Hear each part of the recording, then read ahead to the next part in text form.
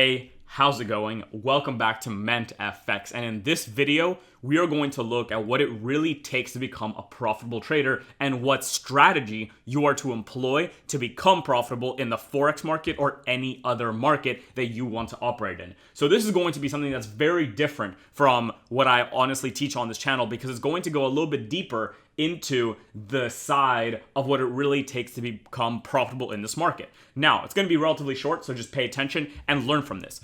Very quickly, a lot of you that have watched my content know that I do top-down analysis, and I basically follow smart money and the footprints of smart money to get involved in the market. Now, if you want to learn further about that, either use the free stuff on the YouTube or check out the mentorship. Now that we have that taken care of, let's get into this. So, when we do our top-down analysis, you guys understand fully that we have certain ranges that we work in. We have certain areas where supply and demand zones were created before large markups occurred. And we have those expectations that will then result in price action that will come to meet future areas of interest. And this is all based on the idea that price always needs to buy to sell and sell to buy, creating liquidity everywhere. Now, when you really take a step back and consider what we're doing when we're looking to get involved, which is looking for potential Wyckoff, right? Wyckoff to occur, selling climax, AR, ST, sign of strength, STB, spring, the breakaway, the comeback to test, the last demand zones, the schematics that unfold within those demand zones on lower time frames,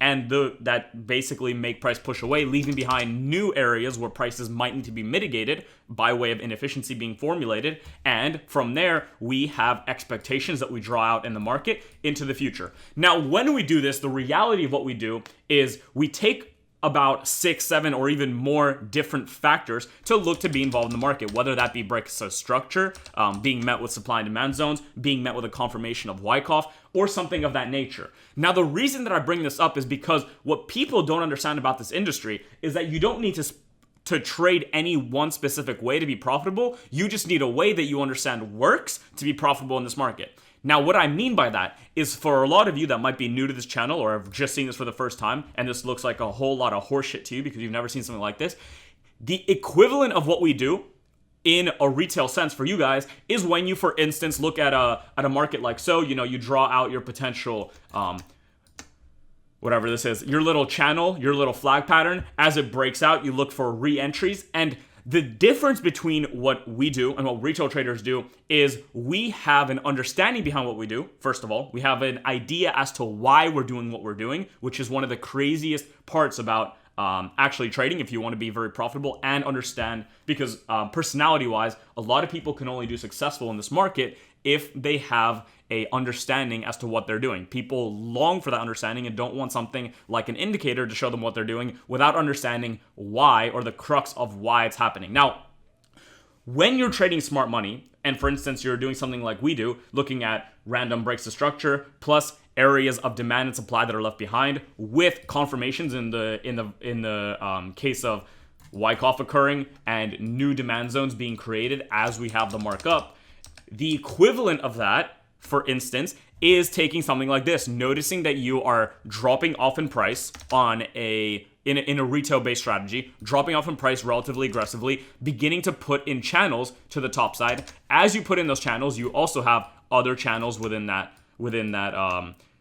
push as well. And then from there, you'll notice that as price does break down through the channels, just like so, and you find the actual move that might have broken the channel. So in this case, you could have said that this move to here was a channel break. Take an example fib from that top to the bottom. So we'll just go normal fibs, right? And then trade the 60% retracement or the 78% retracement. You can see that there is still ways to make money doing a number of retail things. Now, the reason that I bring this up is because the reason this right here works and what we do works is because it's a set system in stone that you have tested back to back to be able to make consistent profits in the market. Now, why do we prefer smart money? Because when you prefer smart money and when you operate in the smart money markets, you can get trades as low as a 5-minute. This morning we had a trade that we caught off of the structure that was building up right here, right, with normal structural breaks that begun to put in new lower lows. From there, we had designated areas of supply,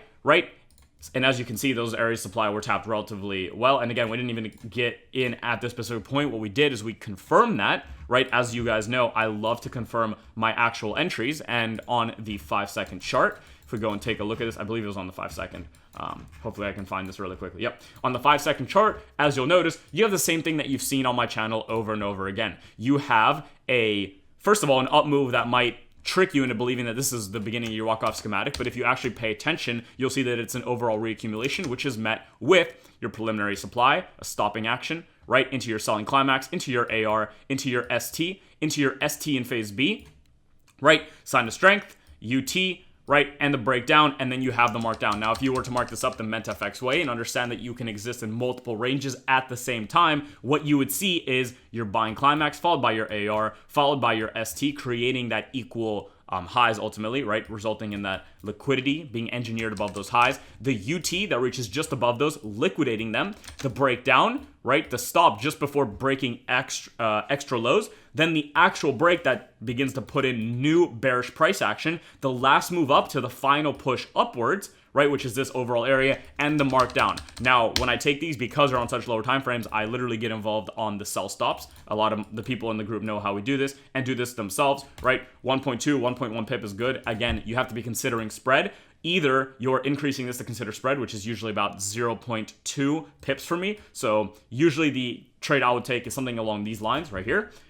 Maybe one more higher because I just to make up for spread, I go 1.2, 1.3, and 1.4 as the largest, right? And you can see that as we break down, again, we don't just hold on to a trade like this and catch the entire 1 to 17. Does it go lower? No, it doesn't yet. Okay, 1 to 17. It's not a 1 to 17 trade. It's not 17%. Instead, due to the reason that we're getting involved on such low time frames, first of all, we were able to get in with much more and better refined entries, but we're also able to start locking in proper partials at where? The first equal lows. So partials are locked in at 1 to 2, thereby securing 1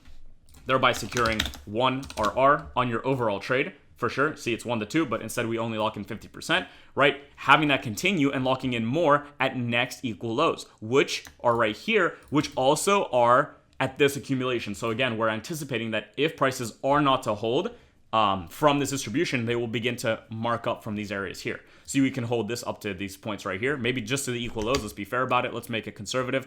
That's a 1 to 4.6. So take half of that. That's 2.3. Take half of that. That is 1.15. So what we have now is +1 plus 1.15 RR. Right, so far we've secured 2.15 RR on this. Now, as this continues to go, we're waiting for a real pullback. We get this pullback and this break.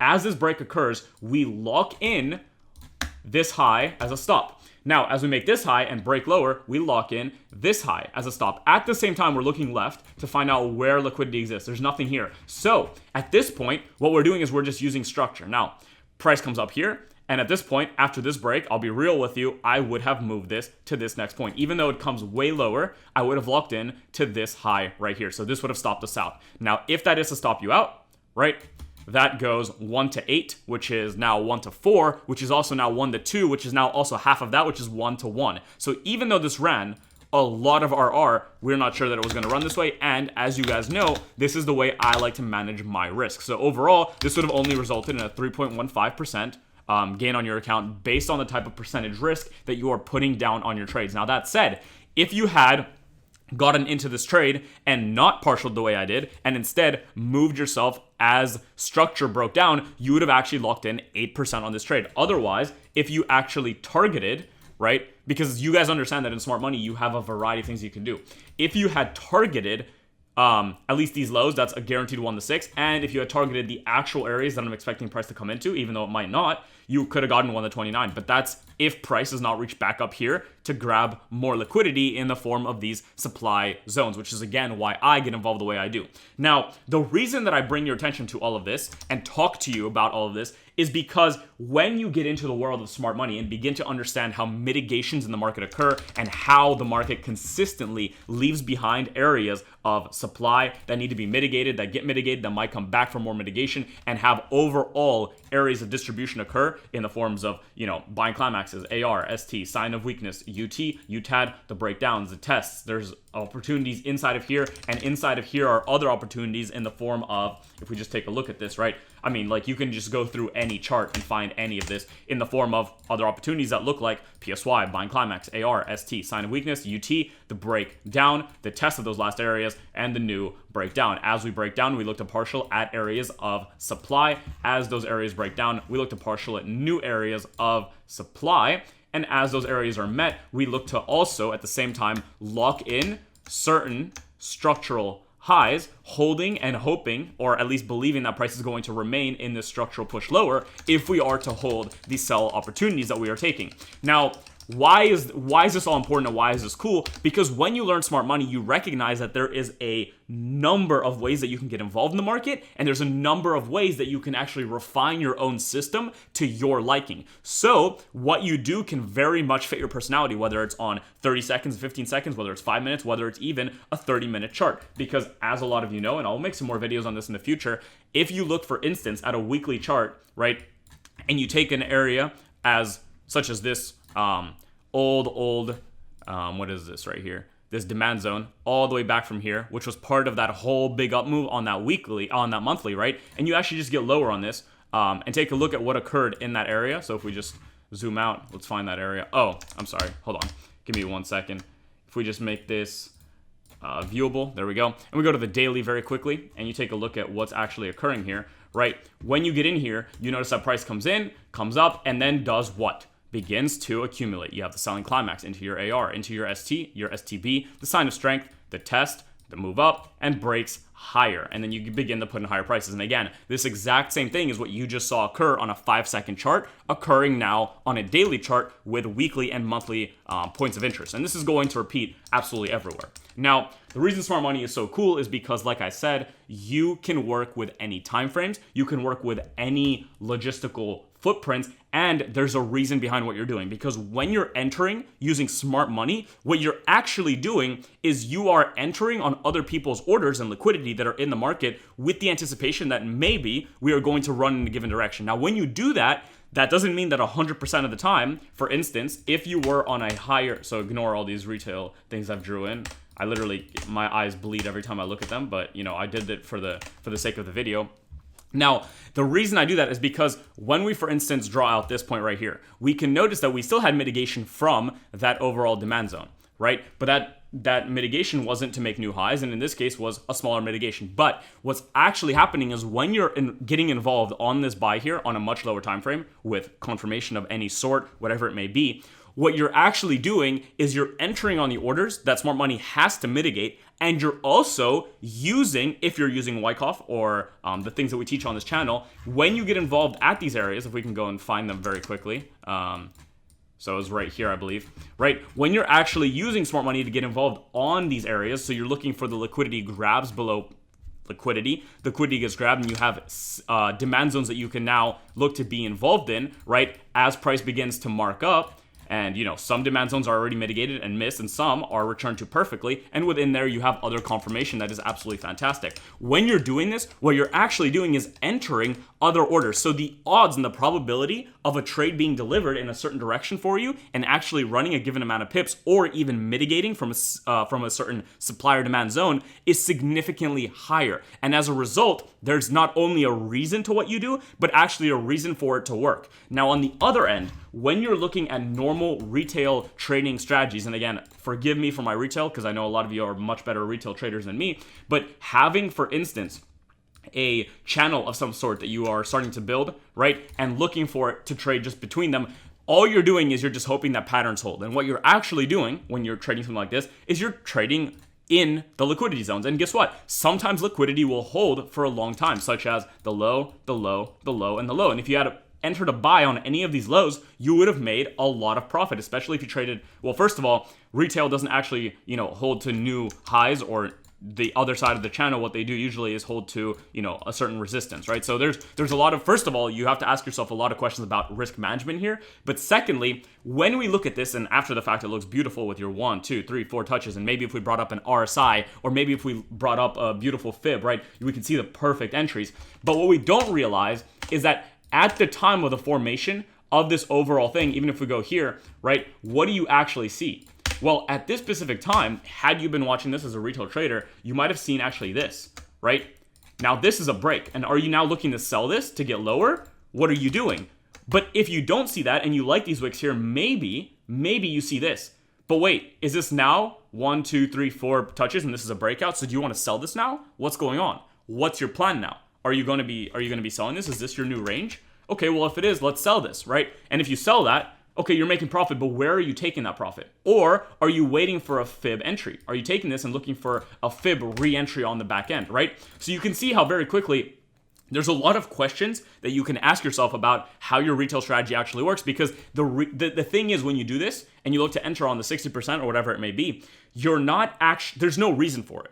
The only thing that you're looking at is, okay, I got an impulse. I'm going to hope that this impulse holds. Now, on the other end, had you been looking at overall structure that is breaking potentially higher, that might be now distributing into an overall accumulation, you may be looking at this as a potential area to go higher. And it could formulate a bias that you could stick to if the actual schematic and the liquidity graphs present themselves to you. Now, if that doesn't happen, then we don't get involved. But for retail, there's no such thing as that. For retail, it's if it does come up to hit the point or it breaks its little trend line, I want to get in. Now, the weird thing is, maybe this is already still good, but the second you get to a higher time frame, a different story is put into action, such as maybe you had a thing here that just broke and now it's testing it. And now if you notice, it's actually giving you a perfect sell signal, right? You had a channel, the channel broke, it came back up to it, failed to go higher, lots of wicks, right? You have potential equal highs. I don't know if you count this, tweezers, whatever, fucking tweezers, I don't know what they do. Tweezers are here, all that stuff is there, the 15-minute thing is there, we're breaking down, we want to sell, right? You want to sell this super hard, and then all of a sudden, right, maybe another sell being entered, but if you had used this fib, remember, this fib that I showed you, if you used the fib, you would have failed. But maybe you're entering this sell instead because okay, where's your stop loss? Is it here? Is it here? Is it here? Where's your take profit? Is it here? Is it here? Or is it here? Right? What are you looking for? Since you just broke out of that larger trend line, right? And then all of a sudden, you do get a push, but is that enough of a push for you to actually lock in profits? Probably not, because you don't have a risk management plan in place. We're getting up here, we reject again from it. What are you gonna do now? Well, now you wanna sell this again, right? And this is what? A shooting star, a pin bar, a doji. I don't fucking know. And you also have huge impulses. And as these impulses come in, you're looking to potentially keep selling this. To where? Well, you need to sell it to these points of what? Support and resistance. Okay, so very quickly, as I even walk you through this and talk with you through this, you can see how there is a lot of differentiation for retail and that there's no real cause and effect relationship behind price and what you're doing. Now, that's not to say that it doesn't work. There are going to be tons of times and tons of examples even where retail traders create a system that does work for them, but that's because they've created an algorithm. And what I mean by that is they've taken 5 different steps of retail and put it into one thing that seems to happen, and they manage that very well. And what I mean by that is, let's say they have an RSI, right? Let's say the RSI is doing this and it's diverging at the same price. At the same time, price is moving, let's say, higher or something of the sort. At the same time, it just broke a channel, and as it broke that channel, they also put a fib on. And what they also said is when it gets to, for instance, this fib level right here of the 61.8, they want to zoom in on it. And when they zoom in on that price, if on a lower time frame, they get tweezer bottoms, right? So equal lows, whatever, W pattern, doesn't matter. Then they will only enter on the impulse of a candle that looks very impulsive and enter here. And when they do that, they are going to find an actual system that actually looks to work for them and will actually make the money. But it's a lot more complex, and there's no actual explanation behind it. Now, what's interesting about this entry here is when they do something like this, they're still working with fractals, they're still working with confirmation, and in some cases, when they enter using these impulses, they're actually entering Wyckoff without even knowing it. So my point is, if you're already entering Wyckoff and the only time that your retail strategy works is when you are entering Wyckoff or a version of smart money, why not learn the smart money side and amplify the way you trade in this market? Because this does not allow major refinement. This, on the other hand, when you're looking at a market from the standpoint of, let's see if we can find it, from the standpoint of this, with major areas of interest, with major things that you can expect, the actual refinement that you can get from it is tenfold. It's absolutely huge. So let's go back to the 15-minute very quickly. And again, like I said, notice how when we looked at it after, we could see this as the beautiful, beautiful channel. But we don't know this as a channel until it completes. And until then, we are stuck in this bias that we're actually bearish, hitting the back end of this channel potentially looking to go lower. And I bet you right now, if we brought up some kind of RSI, it doesn't even matter. Like, I'll just do something random. Relative strength index. There we go. If we brought it up, you know, it's oversold. Potentially, that's a good sign for you to get in, right? It's not diverging, so it's good to get into it as well. Now, again, if you take a look at I don't even know how this works, but maybe there's divergence here, right? This is going higher. There we go. This is going higher. This is going, oh no, it's going higher too. Actually, you know what? Fuck the divergence. Get rid of this RSI. Get this, I can't even look at it anymore. But my point is, you can see how very quickly, if based on first of all, the time frames you're looking at and the actual channels and things of that nature that you're trading, there's really no, there's no real entry criteria that gets you into this market unless you go and spend years figuring that out. Now, that said, smart money also takes a long time to understand and to understand your own criteria for entry. However, that criteria for entry is infinitely refinable and quantifiable and can be fractally presented to you in a number of ways. That way, you can actually formulate it around your personality. A lot of the time, retail cannot do that. And when I say retail, yes, smart money is retail. What we do is retail trading, but it's on a very, very different level than what retail trading or retail strategies actually currently exist as, which, for instance, is like baby pips and stuff of that nature. So hopefully after this video and seeing this, right? So again, as you can see, the sells did work. But again, I ask you the question, if you had taken the sell, where's your stop loss? Is it above here? Well, no, because you don't know if it's going to hold. Is it above here? Well, maybe, right? Or maybe you're already starting to see what? Now you're starting to see that, okay, maybe all these channels were broken, and what we're actually doing now, right, is forming a potentially new overall channel of some sort, right? And you might be looking to sell it, right? And honestly, like, there's so many, and you have no idea what you're doing at this point. It's just confusing, right? You don't know what is happening at all. You get taken out, you start getting into buys, and you get sold through extensively, right? And you have no idea what's going on. So the reason I kind of wanted to make this video is to, one, show you that retail can be profitable. And there's a lot to retail strategies that can be fully profitable, whether you're looking at channels, fibs, and all that other nonsense, right? You can use all that. However, if you want to take your trading journey to the next level and really become profitable in this market through refinement and proper refinement and the ability to fractally refine yourself to basically the bitter end, like you can continue to refine indefinitely if you want to, then smart money is where the real money is, right? And a real explanation of what you're doing is. So a lot of those people that demand a more intellectually stimulating way of approaching the market, this is the way to do it. Even though you'll be doing a lot of, drawing things in and just kind of creating a process, the process is going to be centered around the idea of money being created, liquidated, and order flow in the form of structure and also in the form of orders being held in the market. So thank you for watching, guys. I hope this video made sense, and I will see you guys in the next one. Thank you.